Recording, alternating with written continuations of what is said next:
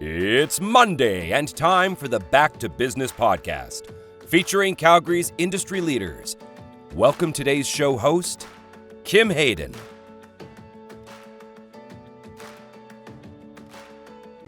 Well, today's guest truly needs no introduction. However, I'm hoping that Brett Wilson and I will be able to tackle how young professionals can leverage the mingle technique.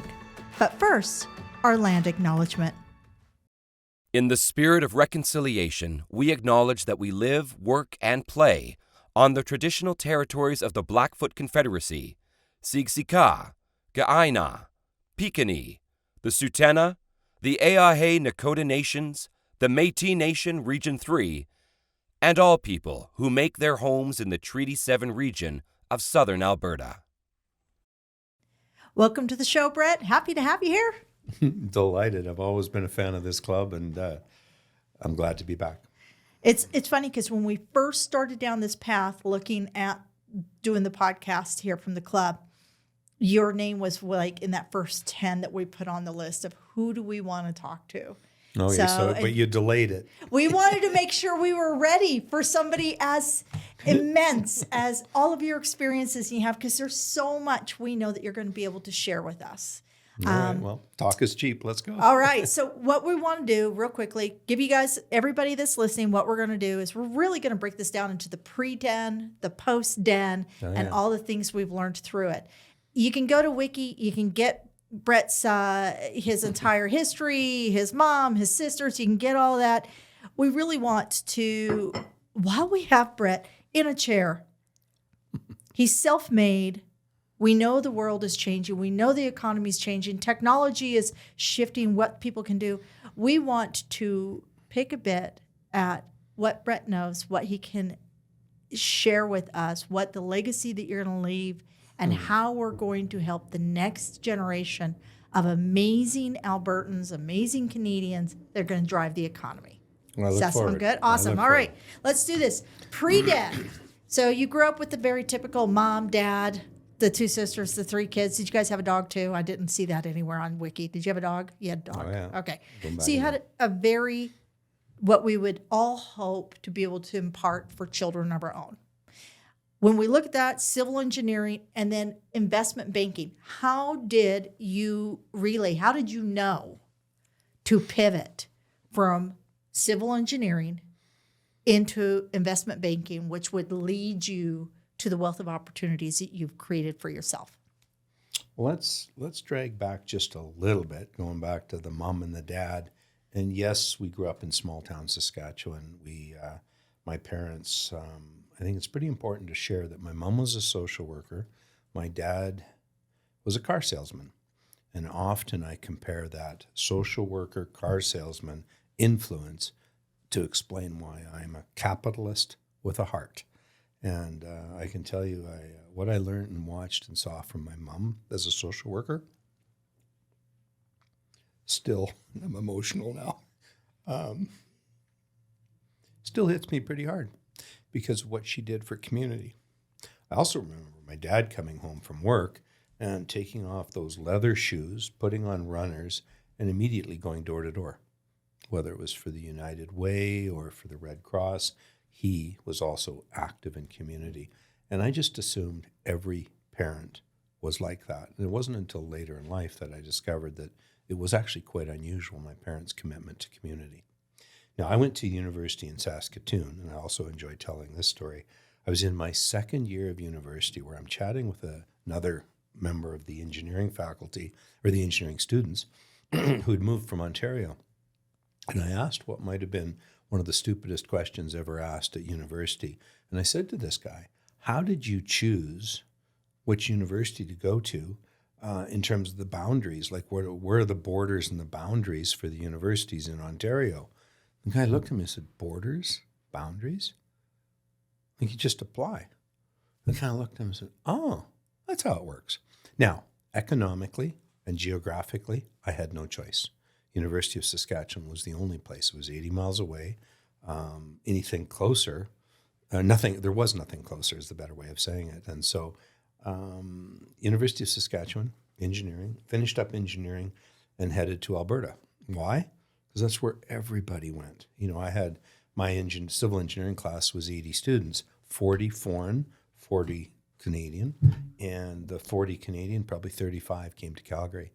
And so it was just an evolution. The other thing that was great, I got quite involved with student politics at the University of Saskatchewan. It was a fresh start. And I still remember my first day in engineering school looking around, and these guys were nerds. These guys, you know, the jeans were torn and the runners were messy and the glasses were taped and the hair wasn't quite washed and the shirts were, again, it's just a group of nerds. And I can tell you I fit in for the first time in my life because it was nerddom. And so it was a fresh start. You know, I didn't really fit in as well when I was in high school as I did at university. And again, fresh start. Nobody cared who you were. Like, where'd you come from? No, fine. They didn't ask what you did. It was just, where are you from? That's all that was ever asked. Farming, engineering, parents, no one asked. All they cared about is, where'd you come from? And that was enough that we then set our connections. So education and active in student politics. I had 7 elected positions in my last 2 years on campus. And I was on the Senate. I was representing the College of Engineering. I was on the student body for the residents I lived in. So I was active and engaged. And the best part about all that, and again, you don't know it when you're doing it, but I was developing relationships within law, within accounting, within arts, within engineering, of course, within agriculture. We was developing connections and relationships. And as a result, as I came to Calgary, everyone that came to Calgary from Saskatchewan, call it, came up through the ranks. They became, and again, over the next 10, 15 years, there was hardly an oil company that I couldn't call and find a classmate. Engineering, law, accounting, doesn't matter. But we had connections. And I wasn't creating connections. That's just what happened. And that was one of the great things that truly happened in terms of coming out of Saskatchewan and coming here. All of the experience around the student body and also prior to that, the philanthropy side of things, would you say that that helped prepare you in a sense of navigating your narrative, especially when moving into, so being a micro celeb, so everybody kind of knows you in your circle, you're able to navigate that, and then moving into that macro space where now it's everybody, it's a much larger platform. Would you say that you create a lot of foundational pieces that allowed you to navigate all these spaces? Absolutely. Those things happened, but they didn't happen with a vision and a purpose. They happened kind of by osmosis. You know, here we were. And again, I go back to my first firm, which was called Wilson Mackey. My partner, a great guy named Jamie Mackey, we rolled Wilson Mackey into what was called First Energy with my partners, Davidson, Grafton, and Edwards in particular. But you know, when we got started, we didn't have a vision. We didn't have a plan relative to community. We wanted to finance oil and gas companies, and we wanted to be the first brokerage firm ever, all due respect to my friends at Peters & Co., but we wanted to be cradle to grave no matter how big you were. Peters & Co. was smaller companies, RBC was bigger companies. We wanted to be oil and gas, cradle to grave, and we proved that we could do that. But in terms of connecting with community, we realized that we wanted to make some donations. We were making some money. We wanted to use donations as a connecting tool. So I went to all the partners. There was 8 of us, and I asked them each for 10 names, charities that we could go donate to. Back comes a total of about 50 unique names because the Alberta Children's Hospital is on everyone's list. The Cancer Society is on everyone's list. But then there was unique names. But I'm looking at this going, this is clumsy. This is awkward. We're just not organized.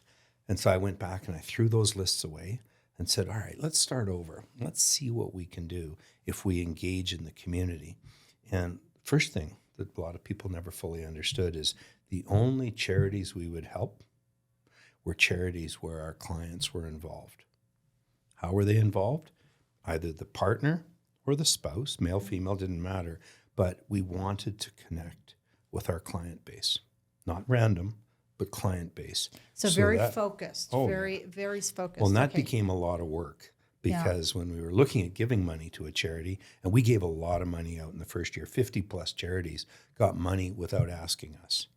But we'd look them up. And again, this is, remember, pre the internet, so it took a little bit of work to look them up. But all I wanted was the board members. Yeah. I needed to know who was on the board because that told me who our client connections were.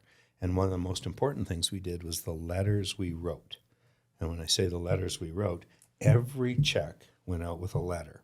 Every letter was signed by 2 partners, not 1, but 2, because I wanted to raise the profile of me and my partners. And if I wasn't there, 2 partners signed it. So it didn't matter. But we wanted 2 going out. And then often the charities, if we were in contact with them, would say, oh, we'll send the check to our bookkeeper. No, we're not doing that.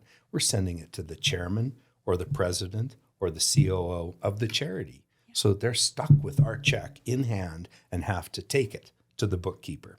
But more importantly, we photocopied that check 10 times, and it made 5 times, let's say, on average, because we wanted a copy of the letter and the check to go to every single person we cared about. And some of them were just simply community leaders. And I'll name 3 right now, 3 of the true queens of Calgary, which was Nan McCaig, Pat Moore, and Patricia Moore, better described, and Atco Southern, Mark Southern. Yeah. So those 3. And I went out of my way to include them in a lot of what we were doing. Why?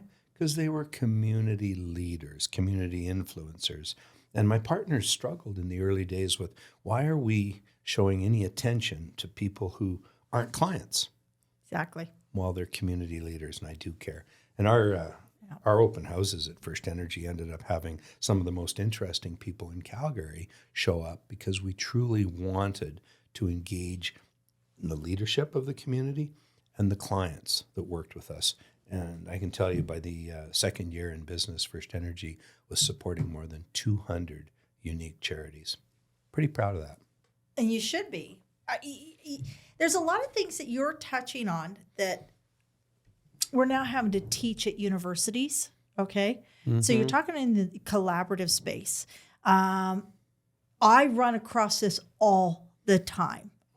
First of all, I get people tell me, oh, you have very masculine energy. I was like, okay, I drive a pink car and have pink hair. How masculine can I truly be? But I get that. I would do pink hair on the right occasion, but anyway, we'll leave that for another day. Another day, we'll both show up with pink hair.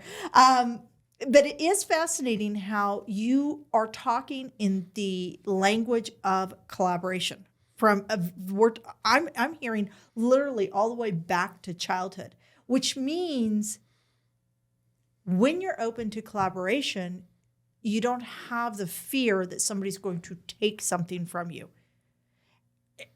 Can you walk us through that? Because I think out of everything that you're discussing, that's the one thing that's really hitting home for me is that you are collaborating and putting as much emphasis on somebody else's name as on your own. Whereas I see a lot of people in today's world, it's like, me. I'm afraid if I share this idea with you and I tell everybody, there are no new ideas. There are 7 original storylines. So you better get yours and be able to talk it well. No, I love you've approached it that way.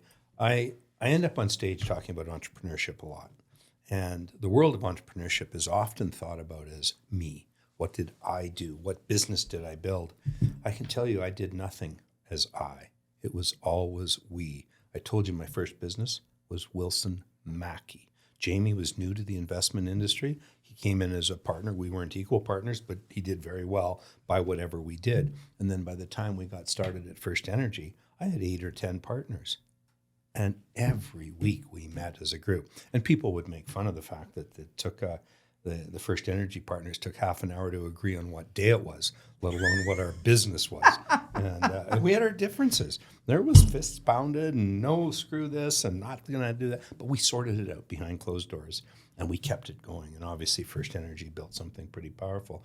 But most importantly, even Dragon's Den, we'll talk about that later, I can't fathom business that I'm involved with that's me. That's always we. I mean, I'm pretty proud there's a restaurant across the street here called The Rooftop. I couldn't have built that without Chad and Matt. Matt and Chad couldn't have built it with me, without me. And Chad, just so you guys know, that's Chad McCormick. He's one of my favorite human beings on this planet.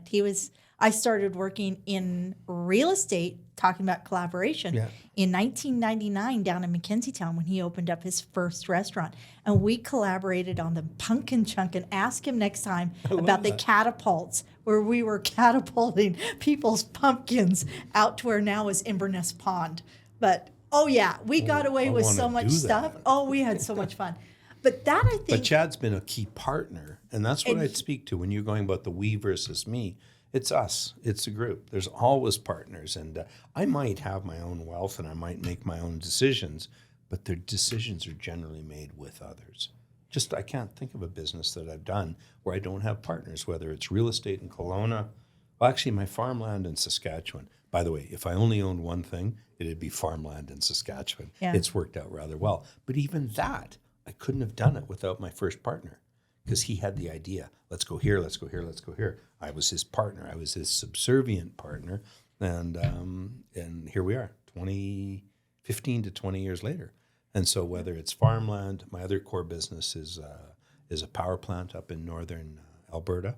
And I couldn't do that by myself.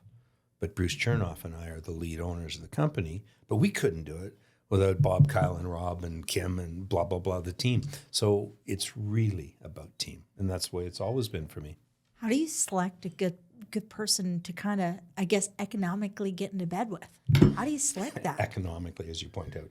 Well, I've screwed that up a few times, and I'm sure people on the other side have gone, yeah, Brett's not my core partner. I mean, one of the things I'm proudest of is I've made thousands of good decisions. The reason I made thousands of good decisions is I've made hundreds of bad decisions. And so I've outweighed the wins over the losses for sure. But again, without making some mistakes, without being challenged, you're not going to go as nearly as far. I mean, my time in Kelowna, we screwed up a couple properties, changed partners, had to fire these guys, changed lawyers, changed accountants, there was a lot of things changed. But if we weren't there, none of it would have happened. So if you're not trying, you never know. So, and I think this is the biggest challenge that a lot of people face is, how do I know what's real? How do I know who's real? Mm-hmm. I will tell you, I 110% believe that if you're going to build a business that will achieve that 9% or greater, so 7 figures or greater, you must be in a collaboration space or come to the table already having that 7 figures, because the world's moving too fast. Everything's moving too fast for you to know everything and what you're doing. There's so many moving parts, and I've had the privilege of shaking hands with Elon Musk and a few other very high-profile characters, and I appreciate that they enjoy celebrity status that's unique to them. There doesn't appear to be a team, but I can tell you with certainty when I met Elon, it was at SpaceX, and I met his team. His team was impressive. So again, Elon takes all the profile, and that's okay. I go and say he steals it, but he's earned it. He enjoys it, but he's got team. All great entrepreneurs have team, and that's something that's often lost on people. So when navigating, if I went to, I love to go to a platform and watch their pitch nights for the new tech. Mm-hmm. I have no new tech. I'm sorry, guys. I'm not going to be creating the next tech. I have some ideas, but my husband says, well, I'm not sure if that's revolutionary. But I love going and listening to these young teams, these 30-something-year-olds. And they're doing stuff in med tech and prop tech and all these other spaces that are super cool. However, they have to still be visible. And that's the biggest challenge a lot of them talk around, is that micro celebrity. They're afraid of saying something that will draw the negative backlash. I know that you've been through both. I know you're laughing, but if anybody can share with us how to navigate micro or macro celebrity with integrity and not get your feelings hurt. How did my recognition exploded in a place called Calgary, Alberta, because of First Energy, because of my partners, because of our ability to do financings and our ability to do charity and community. And we grew. We peaked at 120 employees. I mean, we really had something good going there. So again, I got a little bit of celebrity In other words, well known in Calgary. But it was well known just as my competitors were, as my clients were. There was a lot of us that were well known. And that was going back in the early 90s into the early 2000s. That was the essence of the deconstruction of the oil and gas industry, the consolidation.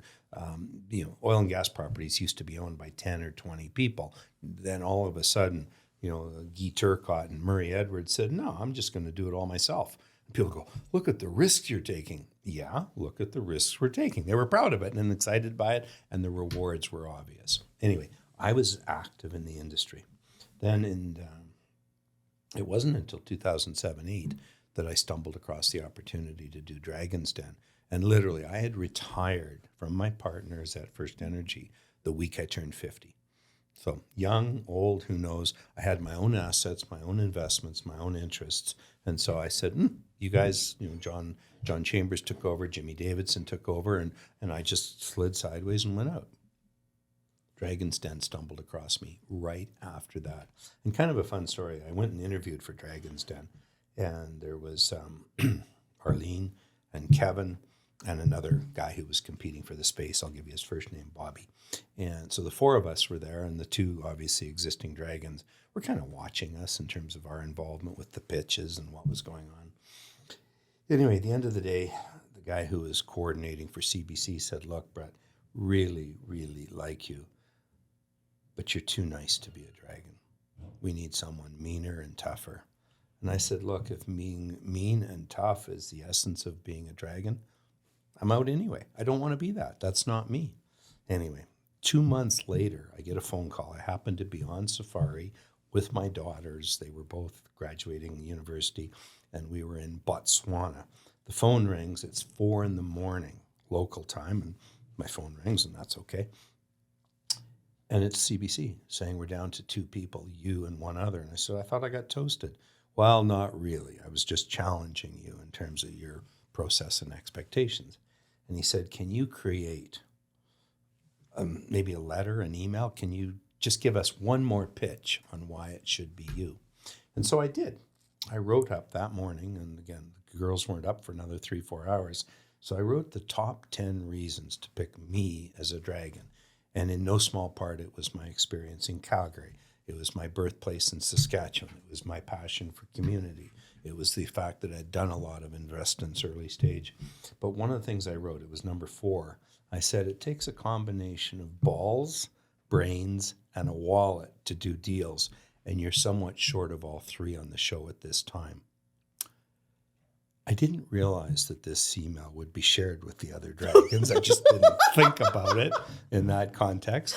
And so on stage, I'll often say balls, brains, and a wallet. And what I meant was cash, courage, and commitment, because those parallel. And really what I was driving at is if you don't have the ability to write a check, who are you as an entrepreneur making early stage investments? You can't. But brains, you have to understand what's going on. And then ultimately the wallet, brains, balls, and wallet. Balls is the courage to take it on. Yeah. Like, what is it that's actually happening? Because you got to be prepared to lose. You hope to win, prepare to lose. And I can tell you on Dragon's Den, I did 60 deals on air. 30 of those I actually closed. 30 got papered, signed, checks written, everything happened. And people would say, 30, that's only half. My point at that time was that the other dragons in the same 3 years that I was on the show, they each averaged 2 deals closed. Yeah. 2 deals closed. The essence of that show wasn't about doing deals. It was about marketing for the benefit of CBC. And I'm okay with that. Because again, I knew and also for the individuals who got on there, a lot of those people went scraped that content and repurposed it to help build their brands. So the first couple of years, nobody really thought that through. But by the time it started to become more interesting, more entertaining, and people realized that even if I do a deal but don't close, and again, I'm thinking as the entrepreneur, I shake hands with Brett, I shake hands with Kevin, and then I just don't give them the information to close. I go to air as a deal done. And going to air as a deal done is a celebration moment. Now, again, I did, in my mind, this goes back to big picture. If I shook hands on air, that was a commitment to do the deal. And I wrote checks for $10,000 and $20,000 and $30,000, and I really didn't think I was going to see them again. But I can also tell you, Barb Stegman, Yes. the perfume business. Yeah. She's actually been out here and spoke a couple times. She's an amazing speaker. Well, I'm going to share a story that's maybe too much information, but what the hell? I spent $125,000 ultimately buying a quarter of her business. She's doing trades right now in it at 25 million US. That's the value of our business. Absolutely. So my 125 is, let's just say, worth more. Yeah. Lots more. Yeah. Doesn't matter. Lots more.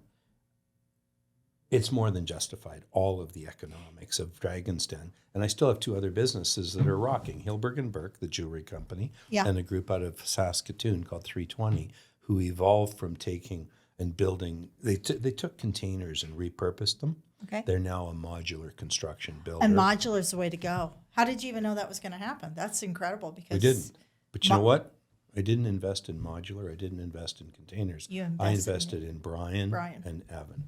And I'm still a big fan. By the way, Brian, Evan, and this girl, Rachel, who runs Hilberg and Burke, put me forward as a lifetime celebrity or lifetime achievement in Saskatchewan for a program called Popcorn and Entrepreneurship.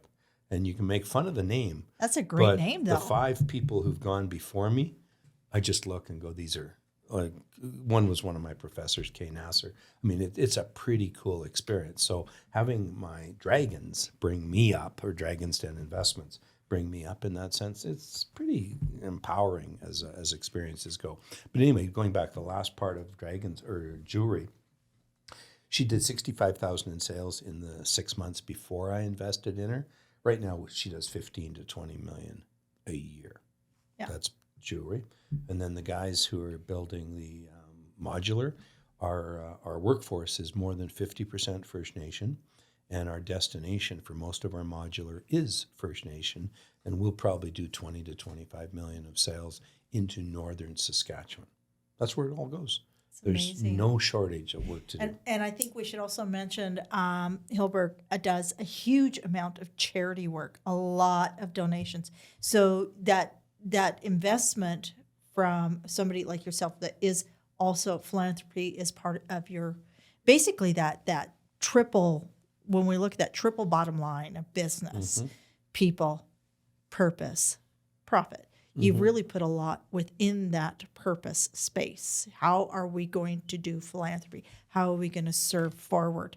But you know what's cool? As much as I encouraged some thought about community and philanthropy, the people that I'm encouraging caught the puck or caught the ball and ran with it. I didn't have to I didn't have to push. It just happened. And that's something I'm pretty proud of in terms of the businesses I'm involved with. The Rooftop and Bricks and Barrel, there's a charity angle that most people don't even realize in terms of what they do and supporting. And again, there's lots that happens, and I'm really, really pleased to see community as an important part of virtually every business I'm involved with. I think a lot of that would come down to knowing your own personal culture, and that attracts, right? I want to, if you're open to it, we got a few moments left here, and I really would like to get your insight while we have somebody of your wisdom and your experience here. Here at the club, where they're really working hard to cultivate a young professionals environment, because we know that we need to grow our next generation of leaders. We need to grow that, and this is a great place to do that. When we look at the making of a CEO, 4 quadrants of a CEO mind is mindset, skill set, leadership, and systems. Okay. So these are just kind of the general terms. That's a model. Model is mindset. Can you see the future? Are you able to do that? Skill set. Do you have applicable skills that you can bring to the table? Leadership. Can you motivate others? Because there's a big difference between management and leadership. I always tell people I'm the worst manager you ever want, but leader, I could do that. And then the systems. The slippery slope is the systems. Everything is changing so fast. Where would you suggest our young professionals, if they were investing in themselves to grow their business, to grow their goals? And by the way, folks, if you're an entrepreneur and you're not willing to live under a bridge or in your car, then you probably should go get a job, because you're going to It's going to be a tough start. It's going to be a tough start. It's always that first rack of track, right? It's like getting that train going down the road.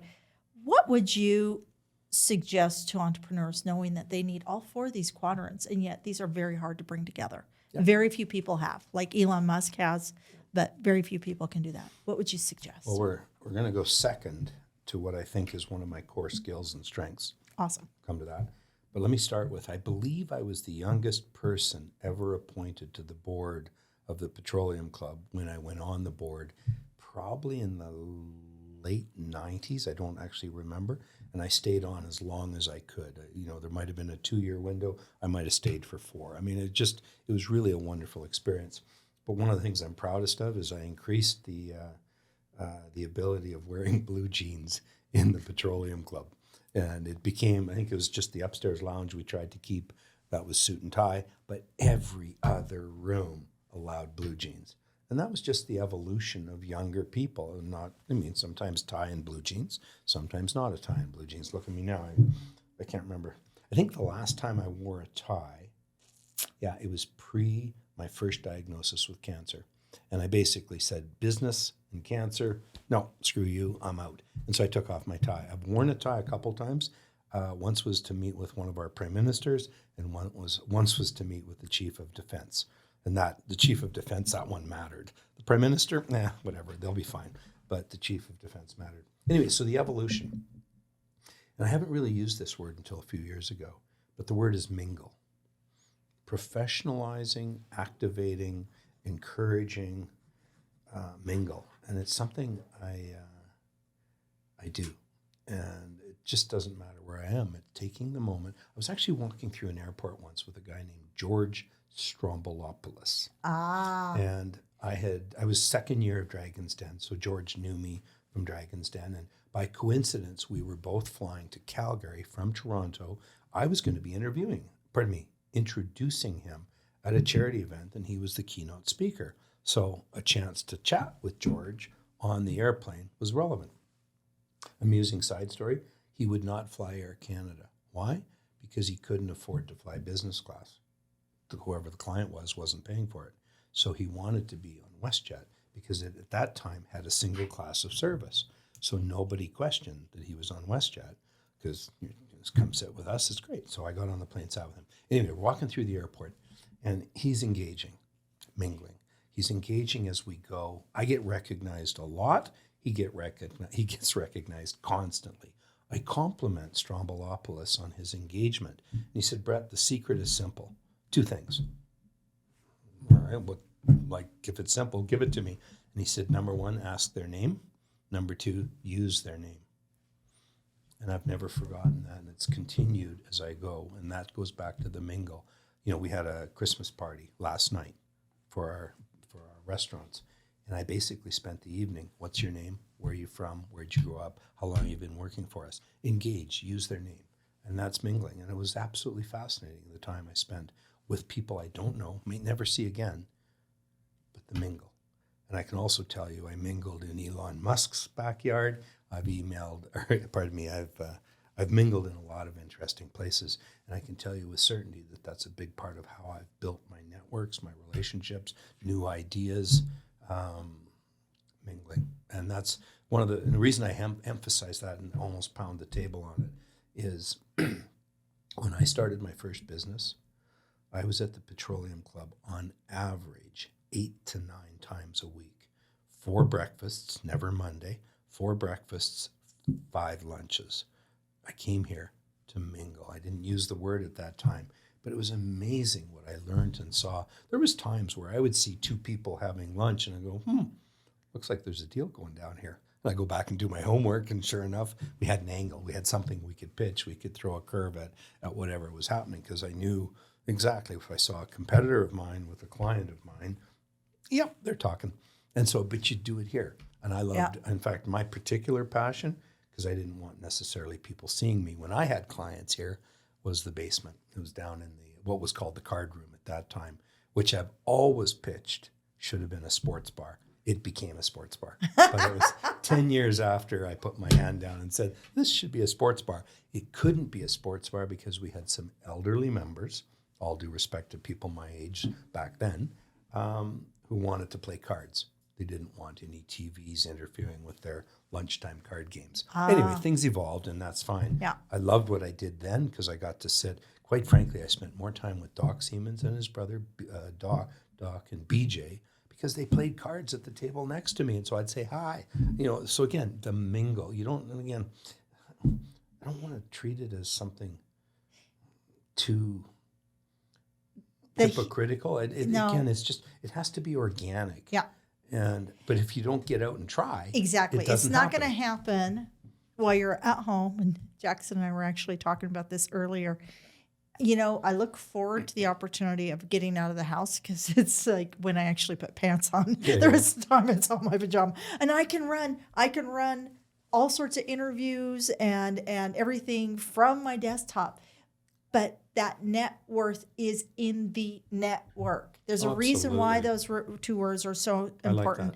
But what you're talking about is I think a skill set that you have to put work into. I do not believe it's just a natural given to everyone out there.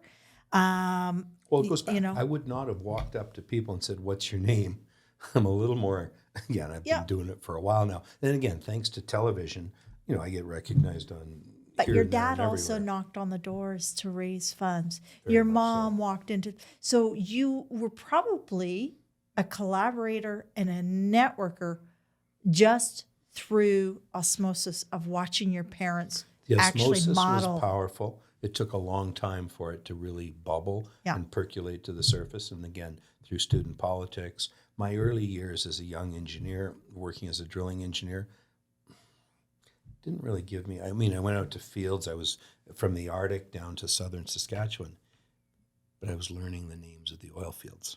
And so there's another example of, being exposed to what's going on in Alberta and Saskatchewan. One of the things I'm proudest of is my knowledge of electricity right now. What's happening in our electricity markets, the grids, the power. I am one of the key power producers with my partner, or I shouldn't say Okay, so then I bring up to you the notice we all got on our phone 10 days ago, and I was hoping everybody had unplugged their electric cars, right?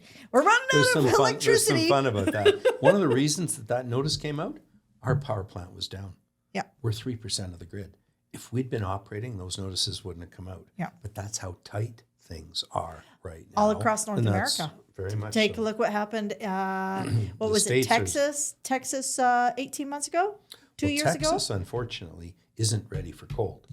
They can burn gas, which is fine. But again, a lot of people confuse renewables as reliables. And again, reliables, you can turn on whenever you want. Renewables, it's nice when it's windy and sunny. I'm invested in all of them. Exactly. But without Energy gas, is energy. Yeah. we're not running electricity. Well, just so everybody knows, when we got that notice online, we were bringing in coal and natural gas energy in order to keep the lights on in this province. Saskatchewan was pumping out. Yep, they had to be alive. We've talked about, we've covered kind of this really, if you're a young professional out there and you're looking at Brett Wilson going, wow, how did he do it? Well, I think we learned mingle, collaboration, get out of your house, out of your basement, out of wherever you're sitting and go somewhere where you can engage.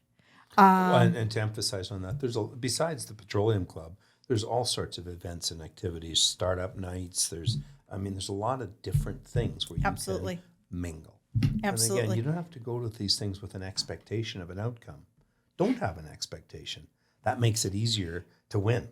Because whatever happens is a win. And it's not about the quantity, folks. It's about the quality. Yeah. Right? It's creating those quality connections. And that's why you take time to look people in the eye and ask them their name. Mm-hmm.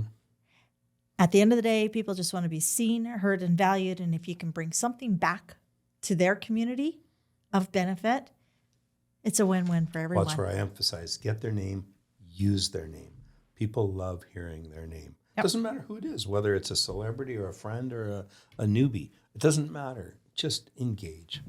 Absolutely. Why do you think they do it in hostage negotiations? We want to humanize the person we're talking to. Brett, I cannot thank you enough for taking time and coming down. And we are now able to close out like our the people we definitely wanted on this podcast when we started down this journey a year ago. And you helped bring one of our goals to fruition today. Thank you. Well, if there's ever a reason to extend this conversation, I'm happy to come back in a year. I would love that. Thank you for joining us today on the Back to Business podcast. Be sure to visit calpeteclub.com, CALPETECLUB.com, to find out more about upcoming events, networking opportunities, and membership. If you are not already a valued member at the CPC, where we are proudly connecting and supporting Calgary's business leaders.